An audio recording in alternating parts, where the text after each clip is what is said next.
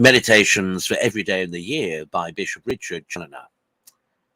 January 2nd, on beginning a new life with a new year.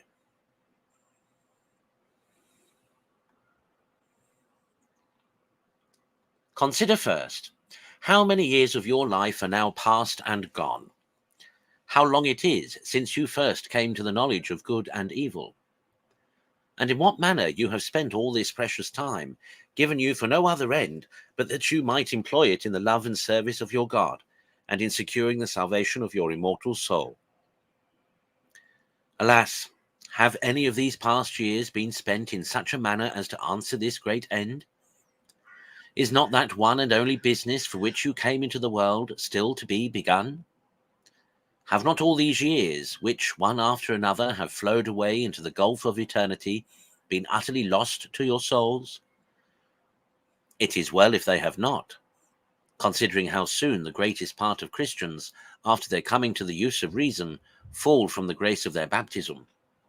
How quickly they gave themselves up to follow the bent of their corrupt inclinations and passions, and in what a forgetfulness of God they generally pass their days. Ah, my soul, what a sad thought it would be if during all these years thou hast hitherto lived, instead of storing up provisions for a happy eternity, thou hast been only treasuring up to thyself wrath against the day of wrath. Consider, secondly, the present state and condition of your conscience. What is your life at present? How stand accounts between your soul and God? What would you think if this day you were to be called to the bar of divine justice? Would you not earnestly desire a delay? Alas, how few live in the manner in which they will be glad to be found when death shall overtake them. And yet they are not ignorant that death generally comes when least expected, and that, generally speaking, as men live, so they die. Ah, my soul, deceive not thyself, not suffer thyself to be imposed upon by the enemy. Thy time, to all appearance, will be much shorter than thou art willing to think. This very year, perhaps, may be thy last.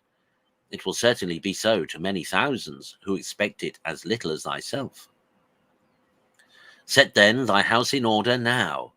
Begin this very day to rectify the whole state of thy interior, and live henceforward as thou desirest to die. There cannot be so great a security where eternity is at stake.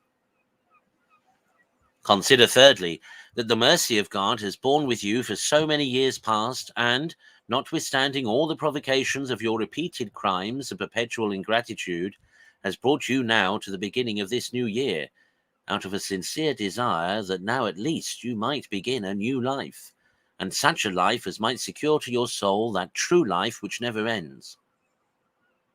You have been, alas, like the barren fig tree planted in his vineyard, which hitherto is willing to try once more, in hopes of our doing better for the future. But oh, take care to disappoint him no more by refusing him the fruits he expects of a thorough amendment of life, lest he pass an irrevocable sentence for the barren tree to be cut down and cast into the fire. Conclude to begin from this very hour to turn away from sin, and to dedicate yourselves henceforward in good earnest to the love and service of your God. Alas, how few Christians seem to be truly in earnest in this greatest of all concerns, where their all is at stake for eternity.